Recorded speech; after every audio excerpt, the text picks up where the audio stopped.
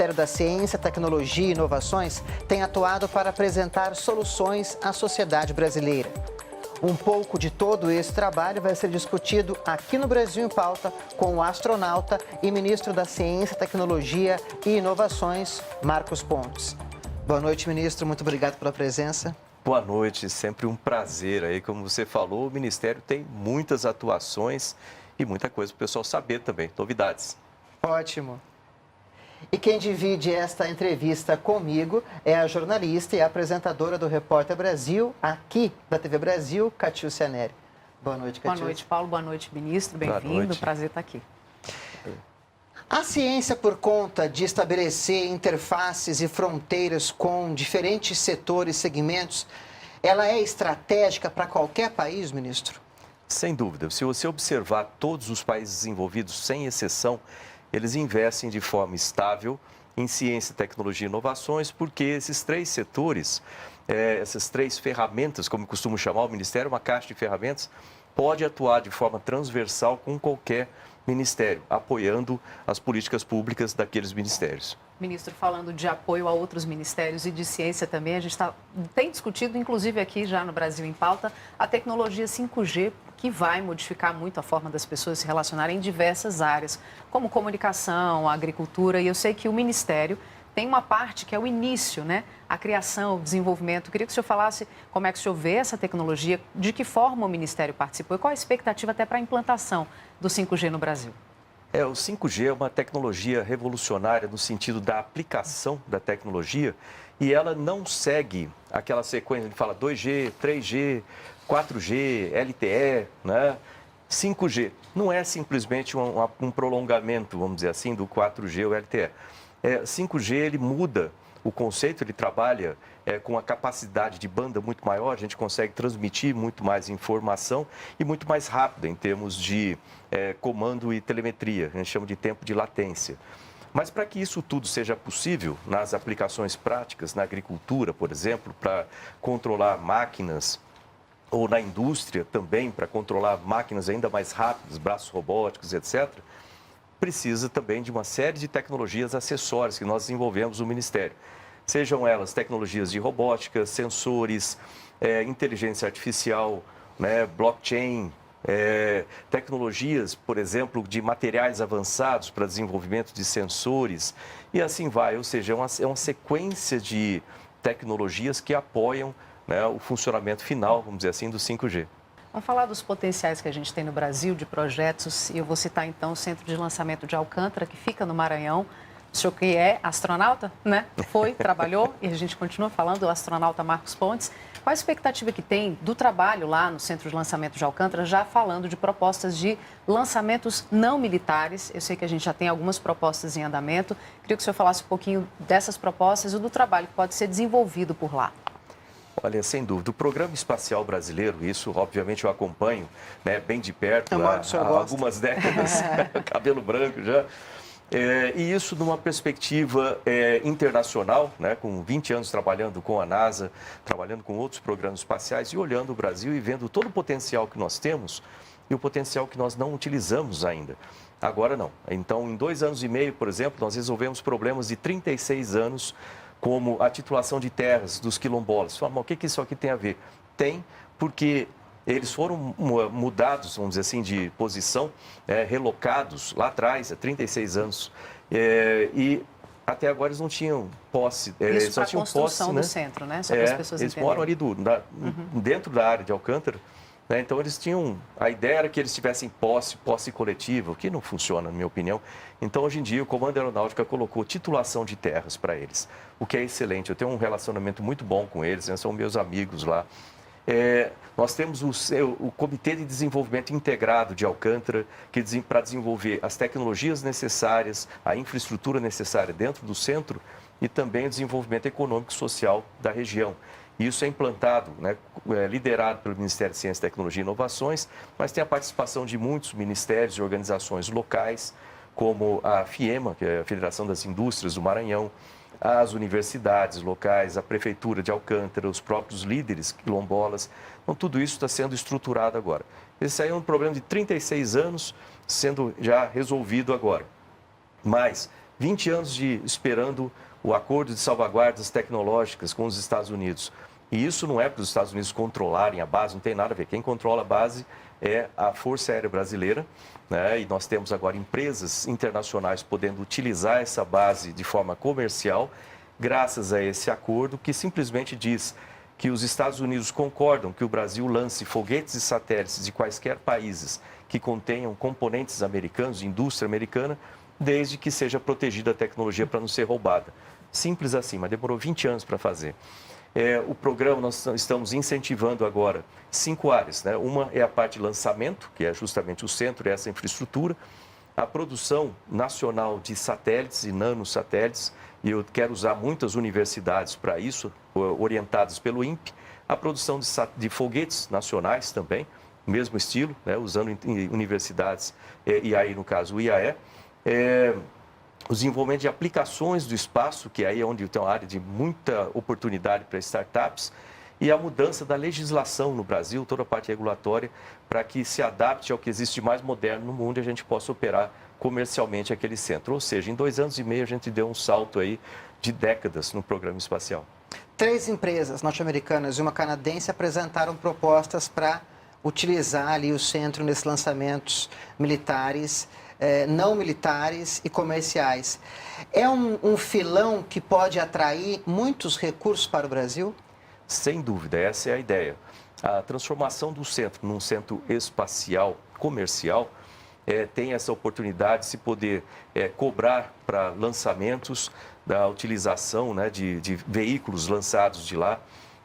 Isso permite o desenvolvimento do centro e a região, redirecionando esses recursos para o desenvolvimento do centro e também da região. É por isso que existe esse Comitê de Desenvolvimento Integrado, para justamente fazer esse plano de aplicação.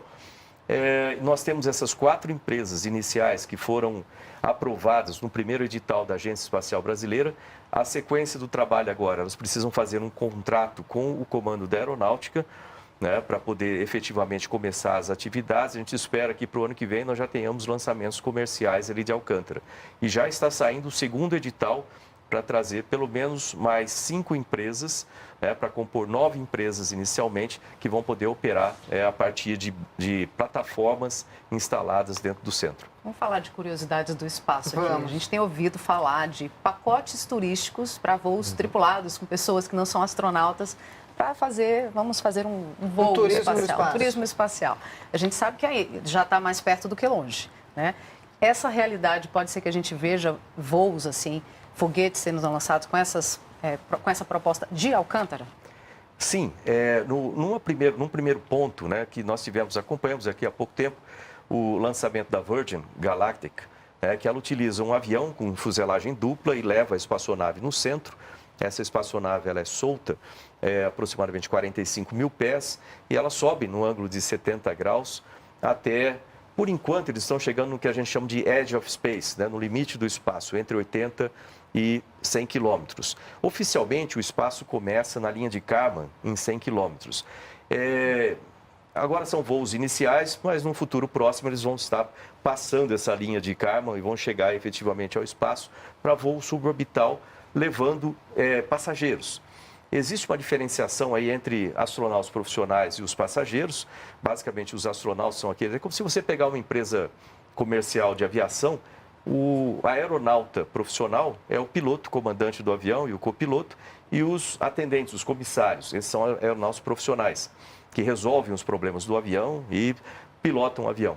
E tem os passageiros. Mesma coisa nesses voos comerciais, vai ter os passageiros, que obviamente não tem que pilotar ou resolver problemas da espaçonave, mas isso vai abrir um mercado enorme no mundo, né? E o Brasil tem que participar disso. Inicialmente, com esses voos com aeronaves para voos suborbitais, nós já podemos fazer isso. A pista de Alcântara é completamente capaz de fazer isso. Inclusive, uma das empresas que venceu lá também é ligada à Virgin, né, com outro tipo de lançamento. E agora, num futuro, nós teremos lançamento de foguetes carregando passageiros. E aí a gente demora ainda provavelmente 1 década ou 2 décadas para que a gente tenha toda a infraestrutura e também os veículos, né, para o desenvolvimento levando passageiros brasileiros ou né, astronautas brasileiros ao espaço. Isso é uma coisa que eu gostaria muito de ver. E o projeto Artemis? O Artemis é um projeto que, liderado pela NASA, tem a participação de 11 países e empresas privadas. O futuro do programa espacial ele está ligado à aplicação do setor privado, né, ganhando recursos, trabalhando nesses serviços, tanto de entrega de cargas quanto passageiros ou mesmo turismo, né? Imagina uma estação espacial onde a pessoa possa ir para lá fazer a lua de mel lá, por exemplo, na estação espacial. Isso vai ser realidade. Só para traduzir, o Artemis é levar voos para a Lua, né? Só para Isso. A participação privada já é uma realidade aqui.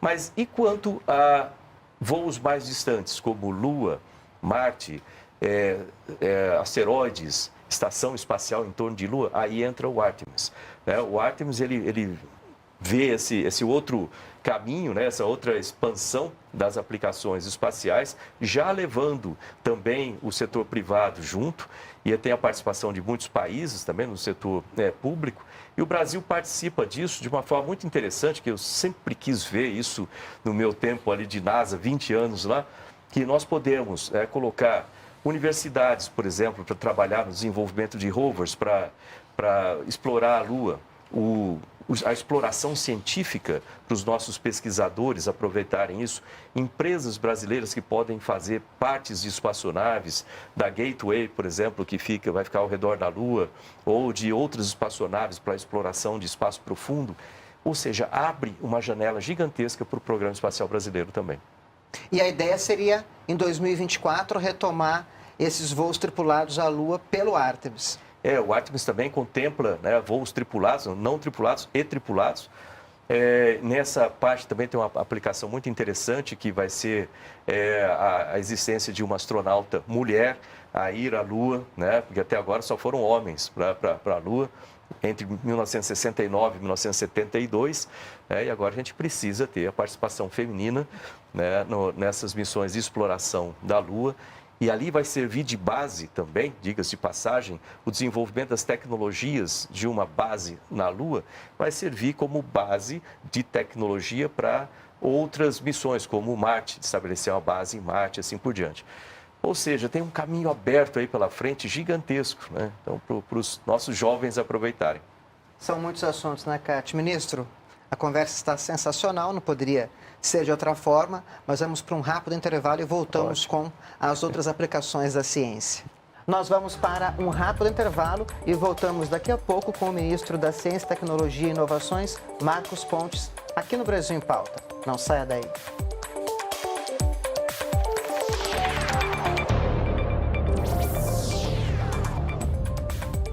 De volta com o Brasil em Pauta, o convidado é o ministro da Ciência, Tecnologia e Inovações, Marcos Pontes.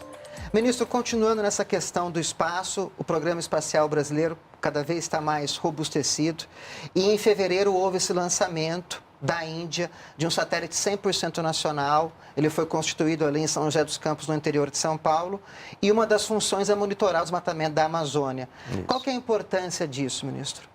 Olha, tem muita importância. Primeiro, na aplicação, né? Monitoramento de diversos biomas do Brasil, e também a Amazônia. O nome dele é bem característico, né? Amazônia 1. Mas ele traz essa parte de ser um desenvolvimento de tecnologia nacional, com fabricação nacional. E na sua concepção, ele tem a plataforma multimissão, que essa plataforma ela vai poder ser utilizada em outros satélites com carga útil, vamos chamar assim, diferentes para satélites. Então, a gente já tem pensado agora em um Amazônia 2, né, e também a criação de satélites com radar de abertura sintética, que vai ampliar bastante a capacidade de tecnologia do país. Tudo isso agora mais potencializado com a liberação do Fundo Nacional de Desenvolvimento Científico e Tecnológico, que vai permitir projetos dessa natureza. Ministro, recentemente o senhor esteve no Rio Grande do Sul com o presidente Jair Bolsonaro visitando o maior parque, a maior planta de grafeno, né, em escala de produção industrial. Queria que o senhor explicasse, da América Latina, inclusive, explicasse o que é o grafeno, qual é a viabilidade econômica, por que o presidente e o Ministério falam tanto e com tanta propriedade, o que ele pode mudar financeiramente, economicamente para o país e em outras áreas. Olha, essa é uma coisa que toda vez que a gente fala do grafeno do Nióbio, eu lembro da época da campanha, ou antes da campanha, eu conheço o presidente Bolsonaro há bastante tempo, que ele falava assim, veja o Japão, veja a Coreia do Sul, Israel, veja o que eles não têm e veja o que eles são. Veja o Brasil, veja tudo que nós temos, recursos naturais, e veja que nós não somos. Eu sempre complementei assim, ainda, porque a ciência e tecnologia vai levar o Brasil para esse patamar ou acima. E isso aí está se tornando realidade. E o grafeno e o nióbio, acho que eles representam bem isso aí. Né? Vamos começar pelo grafeno. O grafeno é uma estrutura basicamente bidimensional, né? 2D, que ela é criada por uma reconfiguração atômica, né? De átomos de carbono. No começo, eles eram esfoliados, vamos dizer assim, do grafite, né? Ou da grafita. E aí eles se recombinam num formato hexagonal, né, e bidimensional, que tem características muito interessantes em termos de condutividade elétrica, condutividade de temperatura também, resistência mecânica. Tem uma série de características muito interessantes que podem ser utilizadas em equipamentos, né? Então, o presidente sempre cobrou bastante sobre isso e hoje nós temos essa planta, é a maior da América Latina, né, no desenvolvimento, a partir da grafita, no desenvolvimento de grafeno, a produção de grafeno. A gente produz 5 toneladas, agora a gente vai ampliar essa produção de grafeno de boa qualidade em grande quantidade, o que é bastante importante, porque às vezes aumenta a quantidade e cai a qualidade, mas nesse caso não, tecnologia nacional para o desenvolvimento, né, do grafeno, e aí vem as aplicações, né? Nós tivemos essa feira já com 16 empresas utilizando o grafeno nos seus produtos, inclusive produtos do setor automotivo, né, desde estruturas, né, com polímeros também, né, e até a parte de combustível para melhorar a queima, a parte de lubrificante, construção civil, né, você vê aqueles vergalhões, em vez de ferro, você usa grafeno, que ele não enferruja, tem mais resistência e muitas vantagens, mais leve. Então, tem muitos produtos já sendo feitos. Aprimora o mercado, é bom para o consumidor também, economicamente para o país também? Demais, demais, porque é um mercado novo, né? O Brasil está se tornando, né, cada vez mais protagonista nesse setor de grafeno e no nióbio, já falo do nióbio daqui a pouco, mas a importância do Brasil abrir esse mercado é porque com isso, nós vamos ter um setor novo que vai produzir muitos empregos e empregos associados a tecnologias do futuro, tecnologias habilitadoras, no caso aí de materiais avançados. O nióbio segue o mesmo princípio, né? O Brasil, em termos de grafita para o grafeno, nós temos aí uma quantidade enorme do que é disponível no planeta. No nióbio, nós temos o nióbio distribuído ao longo do planeta, né? Mas nós temos a melhor tecnologia, nós produzimos mais nióbio do que qualquer outro país. E esse nióbio ele leva 165 processos até que você purifique num pó de nióbio, por exemplo, ou que você misture com ferro para diminuir o ponto de fusão e ser utilizado na indústria metalúrgica. Mas o nióbio serve para fazer ligas especiais para melhorar a condutividade, melhorar a capacidade mecânica, térmica de ligas. Agora, a junção dessas duas tecnologias que é interessante, que é a tal da superbateria de nióbio-grafeno, que permite um número muito grande de cargas, rapidez na carga e maior capacidade de carga. Então, isso o Brasil está correndo atrás, a gente está bem nessa corrida mundial. Antes da gente entrar na questão da Covid-19, nesse enfrentamento, né, que foi um enfrentamento que o Ministério da Ciência, Tecnologia e Inovações teve e tem um protagonismo grande, eu queria que o senhor falasse um pouquinho sobre como é que está o Brasil hoje na questão da ciência e tecnologia. O senhor falou de Japão, Coreia do Sul, a gente sabe da Alemanha, Estados Unidos, Reino Unido. Como é que nós estamos nessa questão, nesse grupo? Chegamos a esse grupo já? Ainda temos um bom caminho pela frente, né? E quando eu falo isso, não é na questão da produção científica. O Brasil, em termos de produção científica, papers, a gente está bem, nós somos 13º no planeta. Ampliou-se muito, né? E isso é muito positivo, a produção de conhecimento. A questão está em transbordar esse conhecimento para novos produtos, novas empresas, mais empregos, nota fiscal. Então, esse é todo o trabalho que a gente tem feito, né? O Ministério de Ciência e Tecnologia, em associação com outros ministérios, como o Ministério da Economia, melhorando, vamos dizer assim, o ambiente de negócios no Brasil. Aumentar o número de patentes. Aumentar isso aí. E a gente está andando a passos largos, isso é importante registrar. A gente tem andado a passos bem largos nesse sentido. E eu tenho, assim, uma felicidade de liderar esse ministério, que eu acredito que é um dos ministérios mais importantes no sentido de desenvolvimento transversal do país, tanto econômico quanto social.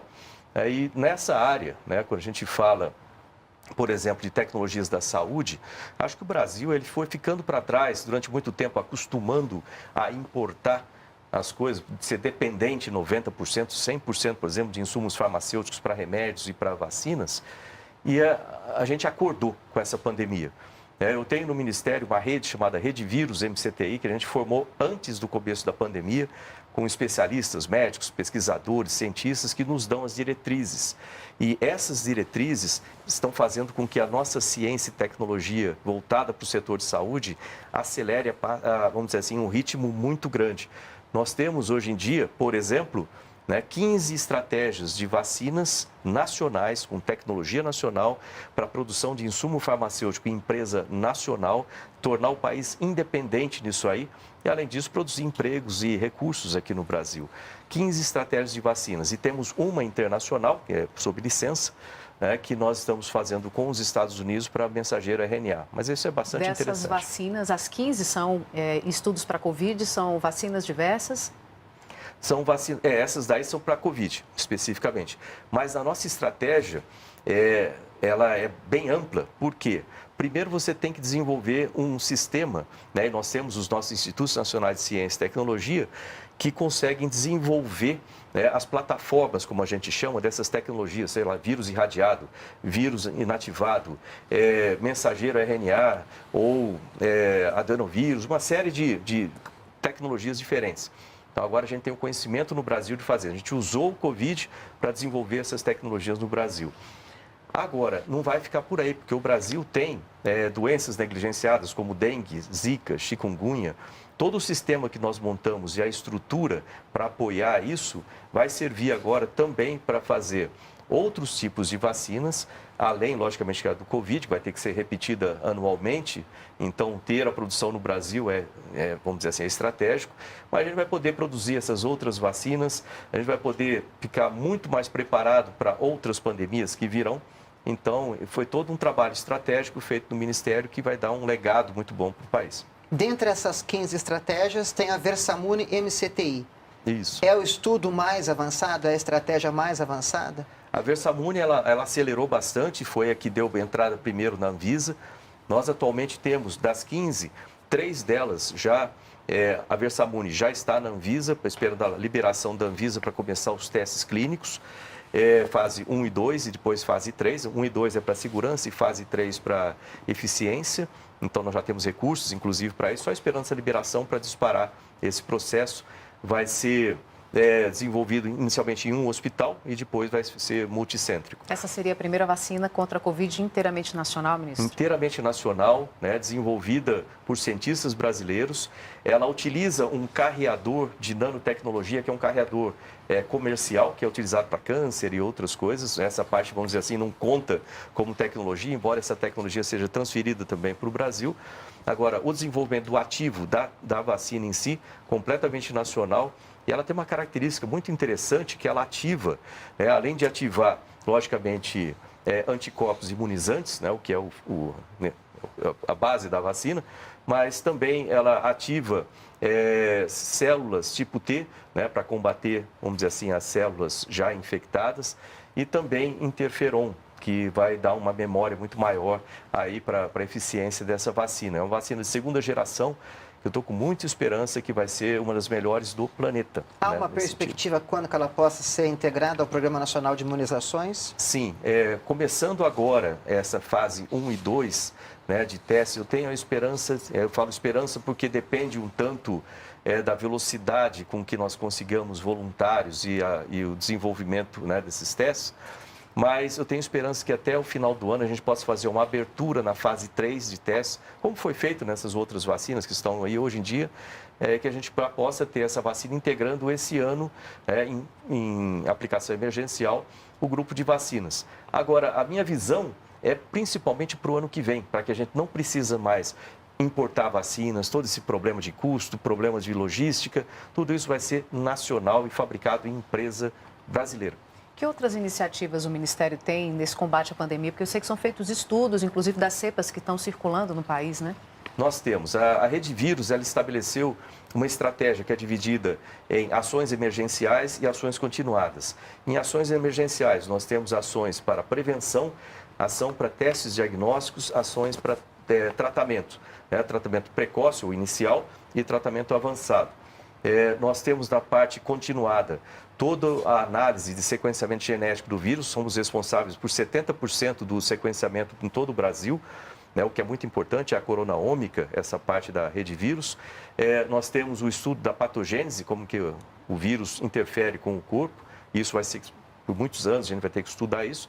O desenvolvimento de vacinas e a melhoria da infraestrutura, né, do país, com laboratórios de campanha, laboratórios para testes, laboratórios para próprio sequenciamento, e inclusive a criação de um laboratório tipo NB4, que é o de máxima contenção biológica, para poder tratar com vírus de altíssima letalidade, como ebola ou mesmo o sabiá, que é um vírus brasileiro, né, para a gente tratar com isso. O Brasil vai estar muito bem preparado para as outras pandemias também. E para quem está nos assistindo, todas as informações podem ser encontradas nas redes sociais do Ministério? Sem dúvida. Aliás, aí a dica para o pessoal, né, entrar lá no gov.br/MCTI, né, ali tem todas as dicas, tem muita coisa do Ministério, a gente não consegue divulgar tudo. É uma infinidade.